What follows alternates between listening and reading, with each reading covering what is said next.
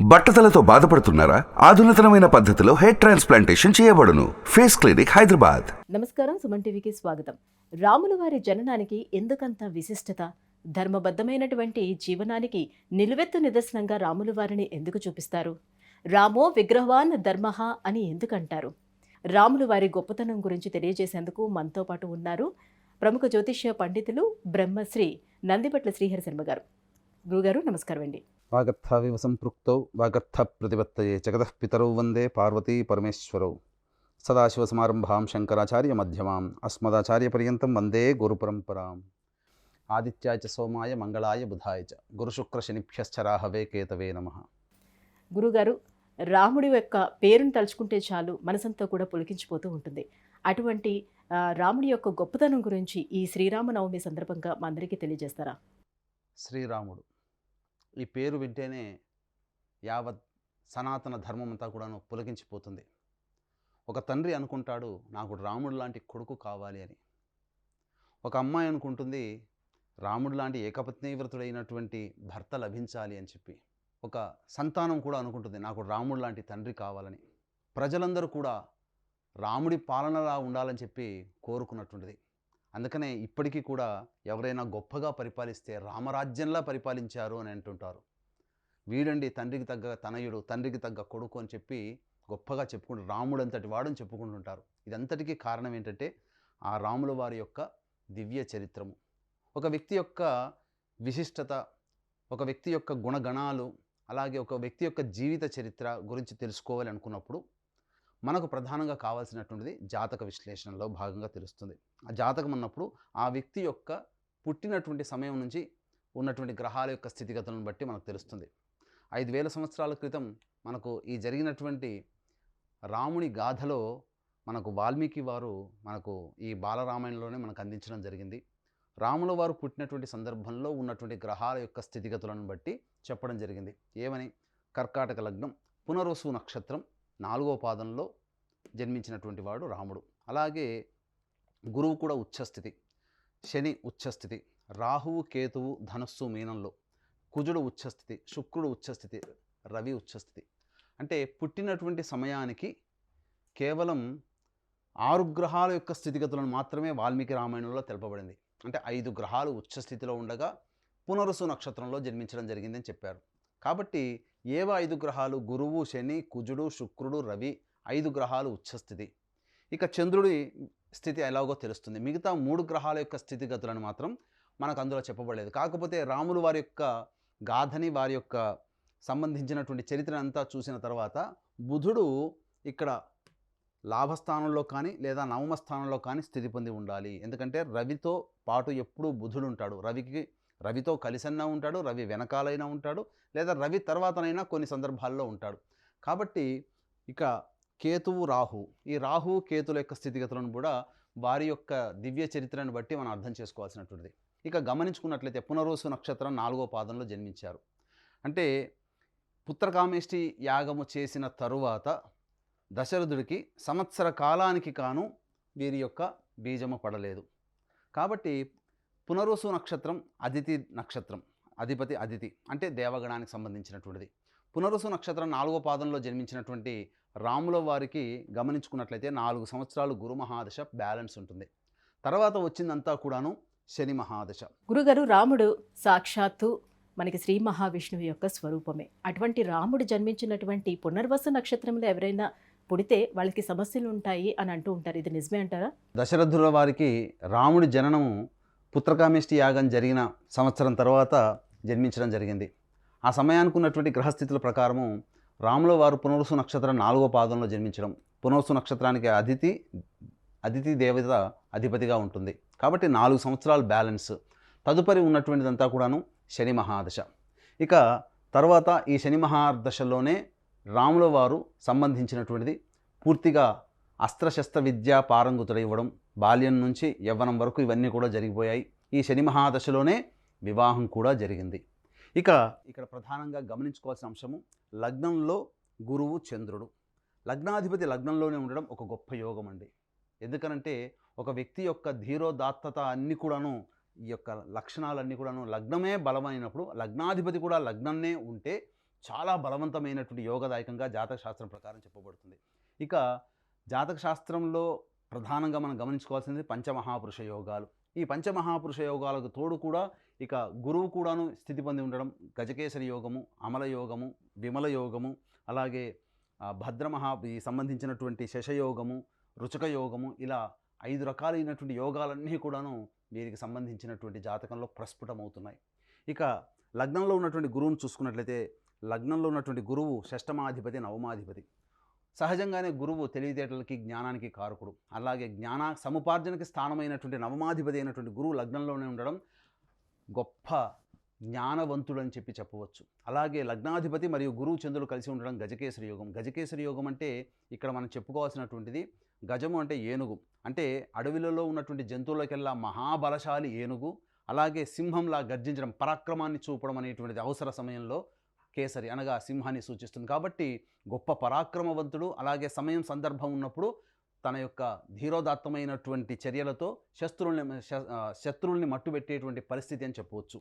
ఇక షష్టమాధిపతి, ముఖ్యంగా ఈ షష్టమాధిపతి కూడా గురువుకి రావడం ఈ చేత లగ్నంలోనే ఉండడం చేత వీరికి విరివిగా శత్రువులు ఉంటారు అని చెప్పి మనకు చెప్పబడుతుంది. అటువంటి శత్రువులు కూడా అంతే బలశాలులైనటువంటి శత్రువులు, అనగా రాముడితో సమానమైనటువంటి శత్రువులు అని చెప్పవచ్చు. అందుకని మీరు గమనించుకుంటే రావణాసుడి యొక్క జాతకాన్ని కూడా చూసుకున్నట్లయితే రావణాసుడు కూడా ఇంచుమించు రావణాసుడి జాతకంలో కూడా 5 గ్రహాలు ఉచ్చస్థితిలో ఉన్నాయి. కాకపోతే కొన్ని గ్రహాల యొక్క స్థితిగతుల మార్పు వలన రాముడి కంటే కాస్త తక్కువైనటువంటి జాతకంగా చెప్పవచ్చు. గమనించుకున్నట్లయితే రావణాసుడి జాతకంలో కూడా లగ్నంలో రవి, బుధుడు, అలాగే కుజుడు ఉచ్చస్థితి, శుక్రుడు ఉచ్చస్థితి, గురువు చంద్రులు కలిసి ఉండడం. కాకపోతే లగ్నాత్తు సప్తమంలో శని వక్రీకరించి ఉండడం, అలాగే ఇక్కడ రాహుకేతుల యొక్క ప్లేస్మెంట్స్ చేరిపోయాయి. రాహు మిథునంలో, కేతువు ధనుస్సులో. గమనించుకున్నట్లయితే ఈ యొక్క స్థితిగతుల వలన కేవలం లగ్నాత్తు సప్తమాధిపతి అయినటువంటి శుక్ర భగవానుడు వ్యయస్థానంలో ఉండి విపరీతమైనటువంటి కామవాంఛని సూచించేటువంటి గ్రహంగా రావణాసుడికి ఏర్పడడం, అలాగే లగ్నాత్తు సప్తమంలో శని ఉచ్చస్థితి పొంది వక్రీకరించి ఉండడం, లగ్నానికి సంబంధించినటువంటిది శత్రువు అయినటువంటి శని స్థితి పొంది ఉండడం. కాబట్టి ఎప్పుడు కూడాను ఇతరులతో గొడవలు పడుతూ ఉండడము, అలాగే స్త్రీల పట్ల విపరీతమైన కామవాంఛ కలిగి ఉన్నటువంటి కారణం చేత ఎక్కువగా ఇతను కష్టాలు పడి తన మరణాన్ని తానే తెచ్చుకొని ఉన్నాడు. ఇది ఈ రావణాసుడి యొక్క జాతకం. కాకపోతే రావణాసుడు కూడా గొప్ప జ్ఞానవంతుడు అని చెప్పవచ్చు. ఎందుకంటే గ్రహాల యొక్క స్థితిగతులను బట్టి గొప్ప జ్యోతిష్య శాస్త్రవేత్త, సకల కళాకోవిదుడు, అన్ని రంగాలలో రాజనీతిలో అన్నిట్లో కూడాను ప్రజల్ని కూడా చాలా కన్నబిడ్డలుగా చూసుకున్నటువంటి వాడు. కాకపోతే మహాయోగ పురుషుడు, భోగ పురుషుడు అని చెప్పవచ్చు. ఎందుకంటే శుక్రుడు ఉచ్చస్థితిలో వ్యయస్థానంలో ఉండడం చేత రాముల వారి కంటే కూడా రావణాసురుడు పట్టిందల్లా బంగారం అయ్యేటట్టుగా, అలాగే అన్ని రకాలుగా సుఖభోగాలు అనుభవించాడు. కానీ రాముల వారి జాతకం చూసుకుంటే ఇక్కడ గమనించుకున్నట్లయితే షష్టమాధిపతి, శత్రుస్థానాధిపతి అయినటువంటి గురువు లగ్నంలోనే ఉండడం, శత్రుస్థానంలో రాహు ఉండడం, అలాగే ఇక్కడ కుజుడు లగ్నాన్ని వీక్షించడం. ఈ కారణం చేత అతని యొక్క ఆయుధము ధనుస్సు అయింది. ఎందుకనంటే ధనుస్సు రాశి అధిపతి అయినట్టుగా యుద్ధానికి ప్రతీక అయినటువంటి షష్టమ స్థానాధిపతి లగ్నంలో ఉండడం ఈ కారణం చేత ధనుస్సు ఆయుధంగా పట్టి మనకు ఎల్లవేళలా అలాగే కనిపిస్తుంటాడు. అందుకని మీరు గమనించుకున్నట్లయితే రాముల వారిని చూసుకుంటే ఎల్లప్పుడూ ధనుర్ధారి అయి ఉన్న చిత్రపటములే మనకు ఉంటాయి తప్ప కృష్ణుడు, రాధ, కృష్ణుడు అలాగే సత్యభామలాగా ఉన్నట్టుగా కనిపించవు. కారణం ఏంటంటే ధనుర్ధారి అయినటువంటి రావణుడు, ఎందుకంటే ఎప్పుడూ ధనుస్సుని పట్టుకుంటాడు, అంతే శత్రువుల్ని చీల్చి చెందడానికి ప్రతీక అయినటువంటి విధంగా ధనుస్సుని ధరించి ఉంటాడు.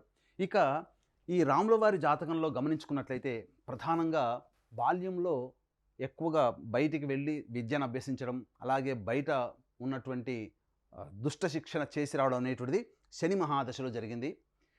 ఇక్కడ గమనించుకున్నట్లయితే చతుర్థ స్థానము, తల్లి స్థానము, అలాగే విద్యాస్థానము, ఇక్కడ సప్తమ అష్టమాధిపతి అయినటువంటి శని చతుర్థ స్థానంలో ఉచ్చస్థితి పొంది ఉండడం, అలాగే చతుర్థాధిపతి అయినటువంటి శుక్రుడు భాగ్యస్థానంలో ఉచ్చస్థితి పొంది ఉండడం. ఈ కారణం చేత ప్రధానంగా శని మహాదశలో తన గృహం నుంచి బయటికి వెళ్ళడం జరిగింది. చిన్నతనంలోనే వెళ్ళి జ్ఞాన సముపార్జన, విద్యా సముపార్జన చేసి తిరిగి ఆ విద్యా సముపార్జన చేసి దుష్ట శిక్షణ చేసి వస్తున్నటువంటి క్రమంలోనే వివాహం కూడా శని మహాదశలోనే జరిగింది. కాబట్టి ఇక్కడ గమనించుకోవాల్సినటువంటి అంశం ఏంటంటే ఈ శని మహాదశలో ప్రధానంగా ఈ వివాహం కూడా జరిగిపోవడం ఒక గొప్ప యోగంగా చెప్పవచ్చు. అయితే వీరి వివాహ స్థానానికంటే ముందు తల్లి స్థానంలో ఉన్నటువంటి చిన్నపాటి దోషం. ఎందుకనంటే ఇక్కడ ప్రధానంగా ఈ సంబంధించినటువంటి తల్లి ఈ యొక్క అనక కౌసల్యాదేవి జన్మనిచ్చిన కైకేయి చాలా గొప్పగా ప్రేమగా పెంచింది. కానీ తల్లియే కారణమైంది వనవాసాలకు వెళ్ళడానికి. ఇక్కడ కారణం ఏంటంటే వివాహము అయిన తరువాత సంబంధించి చూసుకున్నట్లయితే మాతృస్థానంలో అష్టమాధిపతి అయినటువంటి శని భగవానుడు ఉండడం, అలాగే మాతృస్థానాధిపతి శత్రుక్షేత్రంలో స్థితి పొంది ఉండడం, ఉచ్చస్థితి పొంది ఉండడం. ఈ కారణం చేత తన తల్లికి ఇచ్చినటువంటి మాట ప్రకారమే, తల్లి ద్వారా నోట వచ్చినటువంటి మాట ప్రకారమే అతను వనవాసానికి వెళ్ళాల్సినటువంటి భార్యా సోదర సమేతంగా వనవాసాలకు వెళ్ళాల్సినటువంటి పరిస్థితి అని చెప్పవచ్చు. ఇక గమనించుకున్నట్లయితే తృతీయాధిపతి అయినటువంటి బుధుడు లాభస్థానంలో స్థితి పొంది ఉండడం, ఇది విశేషించి సోదరులకి ఈ రాముడు అంటే చాలా విపరీతమైనటువంటి వల్లమాలిన ప్రేమ అని చెప్పవచ్చు. అందుకనే లక్ష్మణుడు కూడా అంటిపెట్టుకొని ఈ యొక్క రాముల వారితో ఉండడం జరిగింది. ఇక ప్రధానంగా వీరి జీవితంలో, రాముల వారి జీవితంలో సీత అమ్మవారు చాలా గొప్ప పాత్ర పోషించిందని చెప్పవచ్చు. అంటే ఇక్కడ గమనించుకున్నట్లయితే లగ్నాత్తు సప్తమ స్థానంలో కుజుడు ఉచ్చస్థితి పొంది ఉండడం, ఈ కారణం చేత ఒక రకంగా జాతకశాస్త్ర ప్రకారం మనకు చెప్పదలిచినటువంటిది ఏంటంటే లగ్నాత్తు వివాహ స్థానంలో కుజుడు కనుక ఉన్నట్లయితే ఎడబాటుని సూచిస్తాడు. ఎందుకంటే పాపగ్రహమైనటువంటి కుజుడు భాగస్వామ్య స్థానంలో ఉండడం ఎడబాటుని సూచిస్తాడు. ఈ ఎడబాటు కారణం కూడా ఒక లోకోత్తరణకే అని చెప్పి మనం చెప్పుకోవాలి. అయితే సీతా అమ్మవారు కూడా అంత గొప్ప శక్తివంతురాలు ఎందుకనంటే సీతా అమ్మవారిని వరించింది ధనుర్భంగాన్ని చేయడం ద్వారా, అనగా శివధనుస్సుని విరవడం ద్వారా. అంటే సీతమ్మవారి తండ్రి జనకుల వారు ఒక సందర్భంలో చూశారు, శివధనుస్సుని అవలీలగా ఎత్తిన తర్వాత నా కూతురంతటి పరాక్రమంతో సమానమైనటువంటి వాడితో వివాహం జరిపించాలని చెప్పి శివధనుస్సుని విరిచినటువంటి వ్యక్తిచే ఈ యొక్క అమ్మాయిని వివాహం చేస్తానని చెప్పి రాయబారాన్ని పంపడం, ఈ విధంగా స్వయంవరం ప్రకటించడం. ఆ విధంగా రాముల వారు విశ్వామిత్రుల వారితో సహా వెళ్ళి ఈ విధంగా అమ్మవారిని చేపట్టడం జరిగింది. దీనికి కారణము సప్తమాధిపతి అయినటువంటి శని ఉచ్చస్థితిలో ఉండడం, శని ఉన్నటువంటి రాష్ట్రాధిపతి అయినటువంటి శుక్రుడు భాగ్యస్థానంలో ఉచ్చస్థితి పొంది ఉండడం, ఈ కారణం చేత సీతమ్మవారు కూడా సమానమైనటువంటి శక్తివంతురాలు అని చెప్పడం జరిగింది. అయితే ఇక్కడ ప్రధానంగా గమనించాల్సినటువంటి అంశం ఏంటంటే కుటుంబాధిపతి అయినటువంటి రవి చక్కగా ఉచ్చస్థితిలో ఉండడం, ఈ రవి దశమ స్థానంలో ఉండడం పరాక్రమాన్ని దశ దిశలా వ్యాప్తింపజేయడం అనేటువంటిది జరుగుతుంది. అయితే ఇక్కడ ఓవరాల్గా గమనించుకున్నట్లయితే బుధ మహర్దశ రాగానే వీరు ఉన్నటువంటి గ్రామం నుంచి, అనగా రాజ్యం నుంచి బయటికి వెళ్ళాల్సినటువంటి పరిస్థితి. దేనికి అధిపతి? లగ్నాత్తు తృతీయ వ్యయాధిపతి అయినటువంటి బుధుని యొక్క దశ ప్రారంభమైంది.